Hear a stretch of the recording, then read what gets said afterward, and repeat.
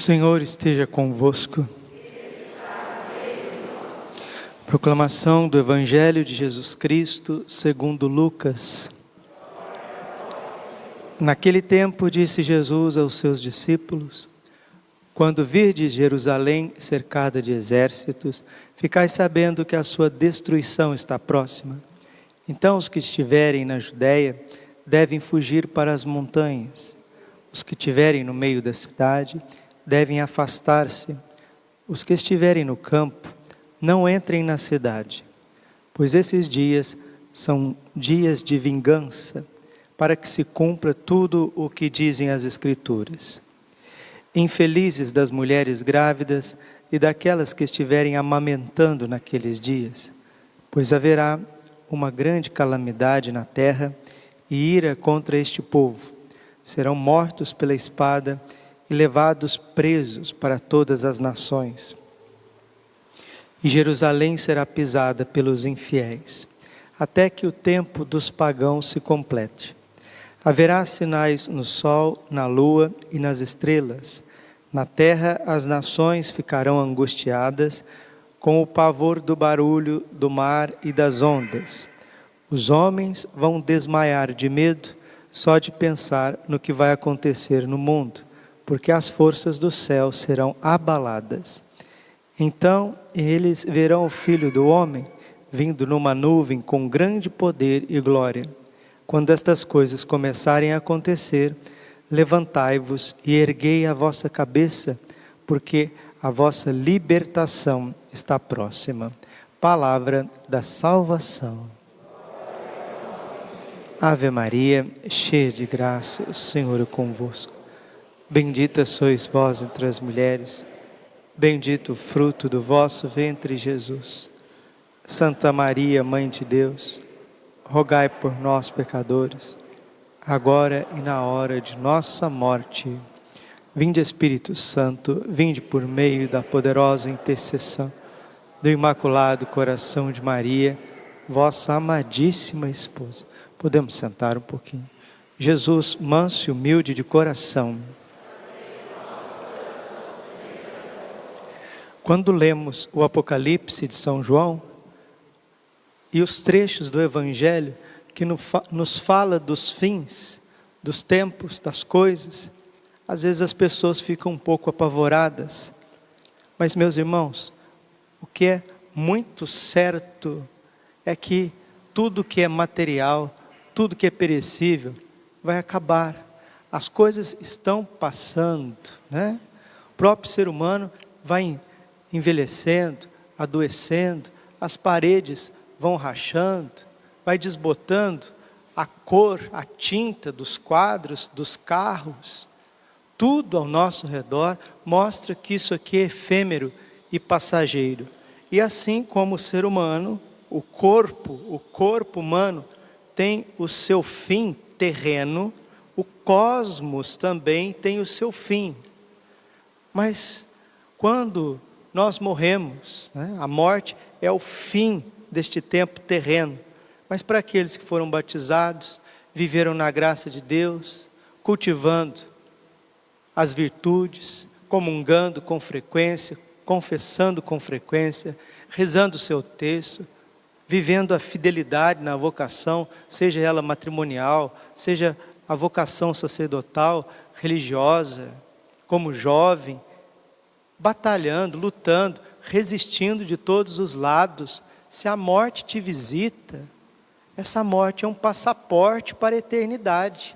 O corpo fica aqui na terra, como a casquinha de uma semente, e a alma vai para junto de Deus, vai para o julgamento.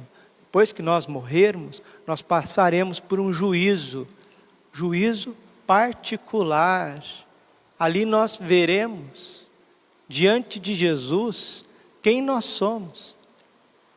E Jesus vai te dar nota 10, para o outro ele vai dar nota 8, para o outro ele vai dar nota 7,5, para o outro ele vai reprovar, vai dar nota 5, vai dar nota 0.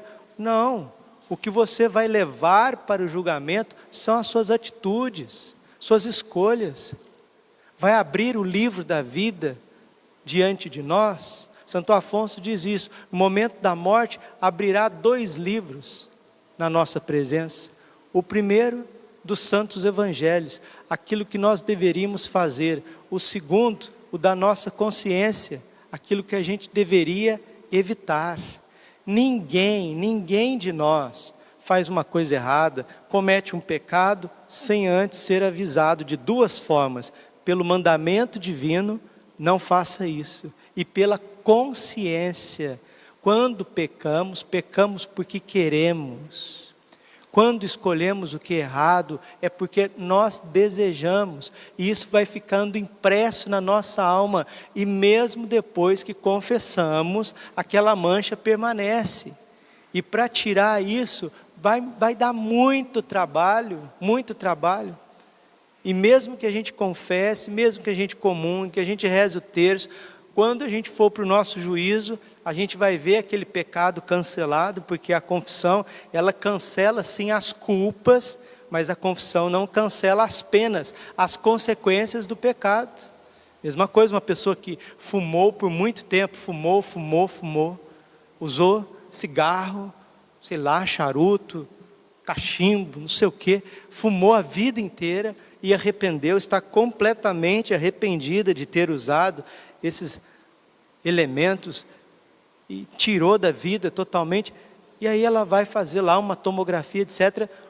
Ela não está fumando mais, ela está arrependida, mas a mancha está ali no pulmão, e para sair aquilo é muito complicado. Então o pecado é um prejuízo muito grande, e a consequência do pecado, Romanos 6, 23, é a morte, E Chesterton, que é muito mais lúcido que todos nós aqui juntos, ele diz que de todos os dogmas católicos, o mais evidente de todos é o pecado original.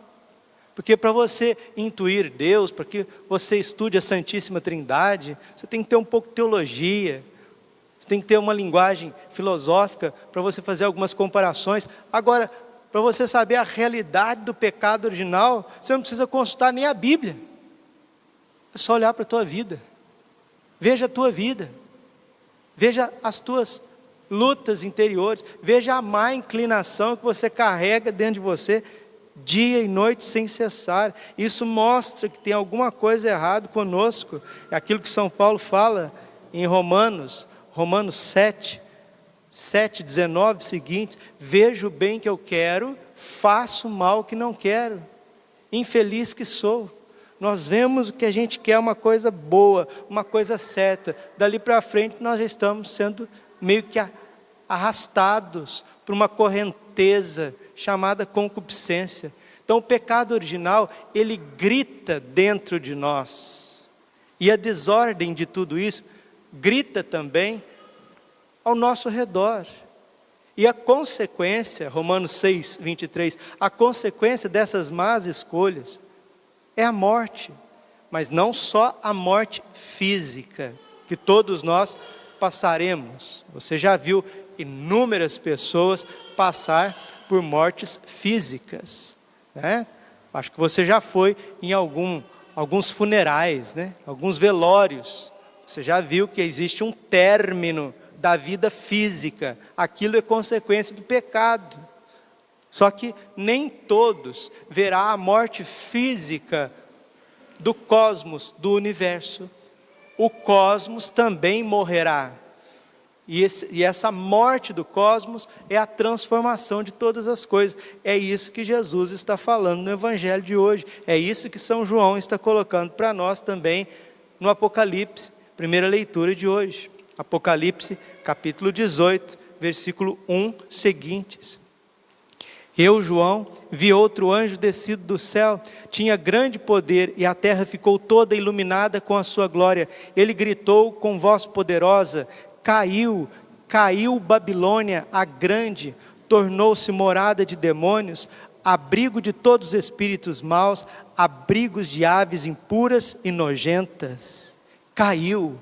Tudo isso vai cair, meus irmãos. Esse sistema de iniquidade, de corrupção, essa inversão de valores, essa perseguição aos cristãos. Por isso que o Apocalipse vai falar do sangue dos mártires. Por isso que o Apocalipse vai falar do tanque de fogo, do tanque de enxofre, que é o inferno. E não adianta ficar maquiando as verdades, não adianta maquiar a verdade, não. Jesus veio a este mundo, foi crucificado, morreu nos revelando a verdade. O Papa Bento XVI, ele diz que o amor sem a verdade, ele cai no sentimentalismo.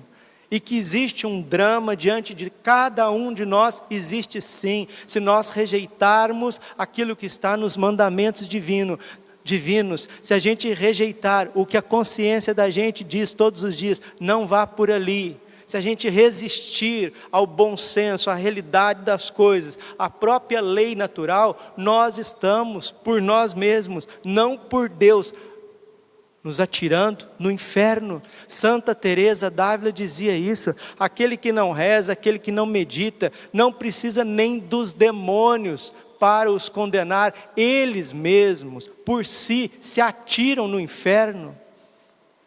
E o inferno é uma realidade tremenda. Jesus falou 17 vezes sobre o inferno. Santo Agostinho dizia, se a igreja pregasse somente sobre o inferno, seria suficiente para a salvação das almas.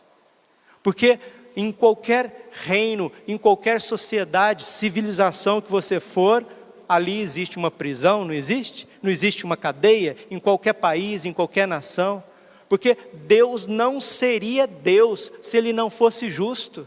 Se o mal convivesse naturalmente com o bem, convive o mal com o bem, pode entrar aqui, fazer o que você quiser, pode estuprar, pode ser depravado, pode ser pedófilo, pode abortar, pode fazer comunhões sacrílegas, pode ensinar heresias, pode ficar no cisma, afastado da igreja. Você faz o que você quiser, você corrompe, você vende, você namora do seu jeito. Depois você vai lá, dá uma confessadinha e depois entra de novo na fila da comunhão e não emenda de vida, e Deus é bonzinho, Deus é um vovozinho, vai dar tudo certo. Não, mentira, isso é diabólico, é isso que o demônio quer. Ele quer cozinhar as pessoas no meio termo, mas a palavra de Deus, ela é muito clara.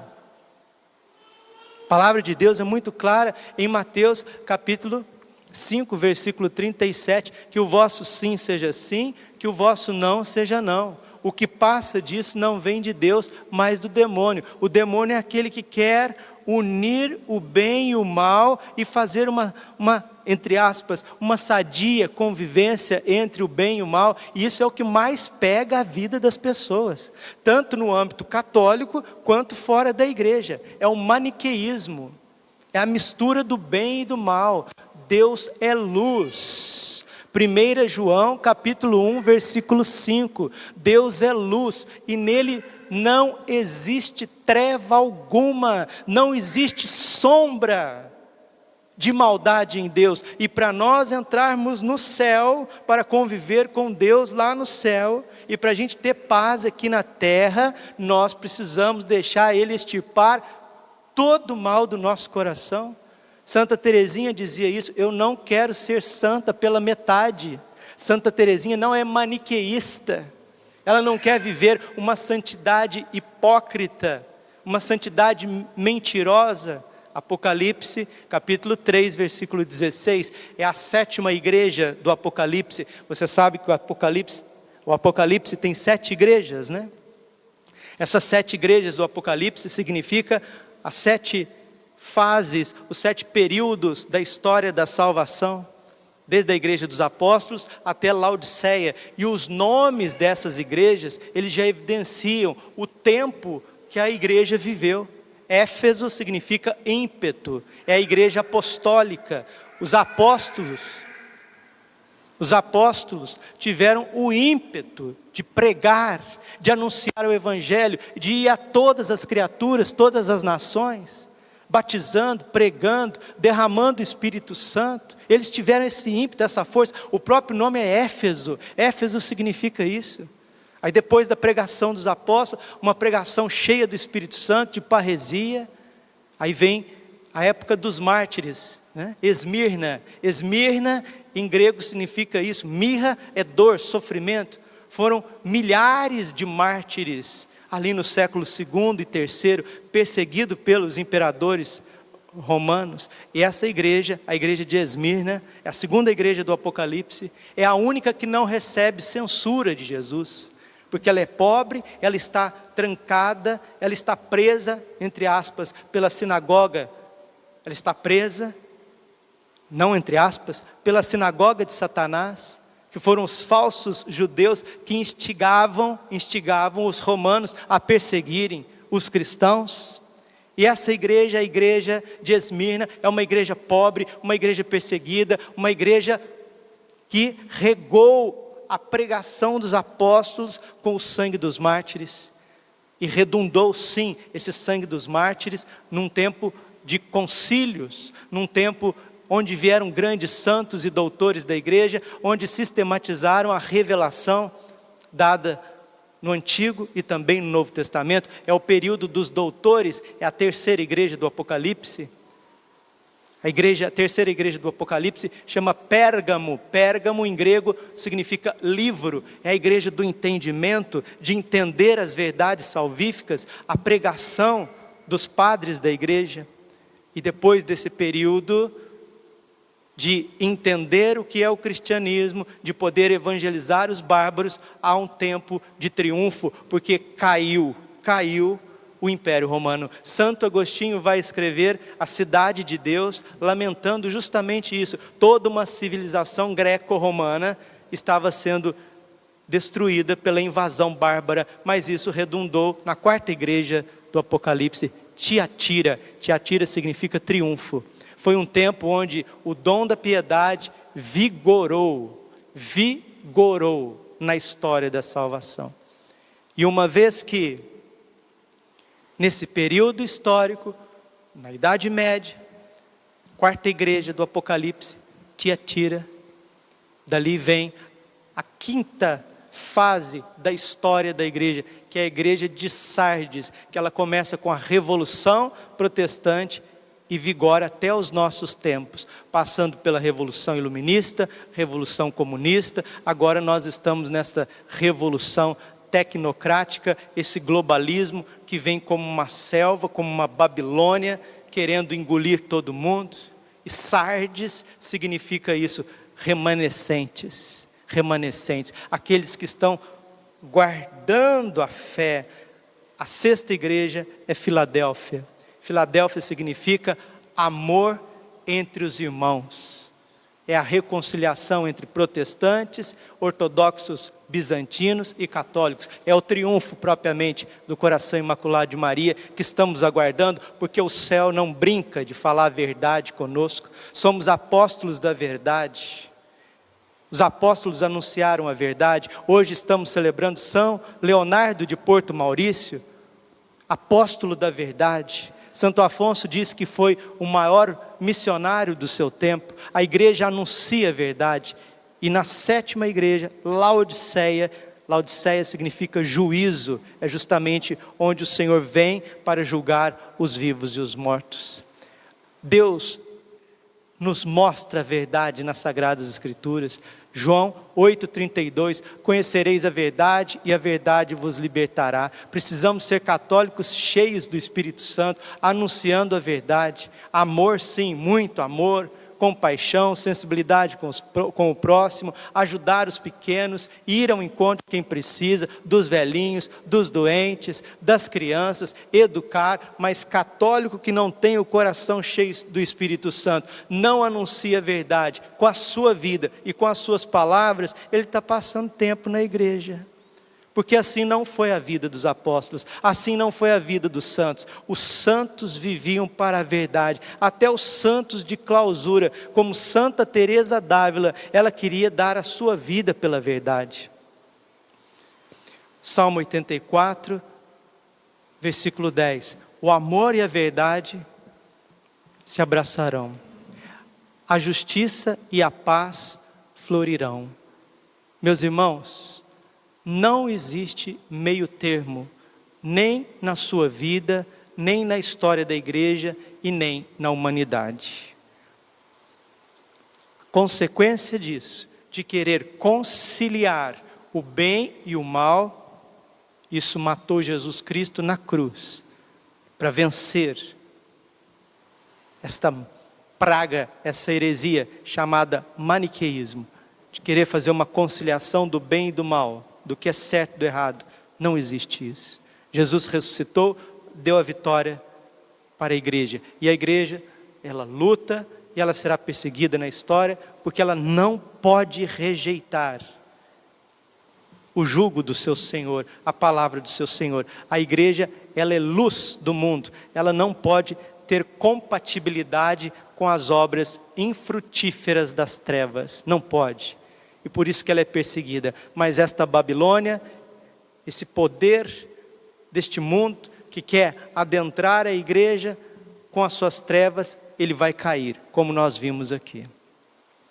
A consagração a Nossa Senhora faz com que nós nos afastemos das trevas. Romanos capítulo 12, versículo 9. Amai o que é bom, odiai aquilo que é mal. Gênesis capítulo 3, versículo 15. Colocarei ódio entre a mulher e a serpente, entre a tua descendência e a dela. Não tem como ser católico do teu jeitinho, de um jeitinho, Deus me livre e guarde, não gosto dessa expressão, mas é a pura verdade, de um jeitinho brasileiro, onde eu vou conciliando tudo, né? Isso não existe, meu querido, isso não existe. Isso é a autoestrada para o inferno. Peça a Deus uma conversão profunda. Precisa sim de uma radicalidade. Não tem outro jeito, não existe outro jeito. Nenhum santo foi santo sem abraçar a cruz, seguir Jesus, fugir radicalmente das ocasiões do pecado, ter atitudes claras como a luz do sol. Isso é o catolicismo, é isso que a igreja anuncia há 2000 anos. O que foge dessa esfera não é catolicismo, não é catolicismo. Não é uma religião bíblica, profética, nem do Antigo e nem do Novo Testamento. Padre, mas nós precisamos de equilíbrio em tudo? Sim, equilíbrio em tudo, menos equilíbrio entre o bem e o mal. Isso não existe. Isso não existe. E a medida do amor é amar sem medida. São Francisco de Sales. Nenhum esposo quer equilibrar uma vida dupla com a sua esposa. Ninguém quer equilibrar coisas que não têm conciliação. Quando é da nossa parte, nós não queremos, nós queremos 100% de isenção.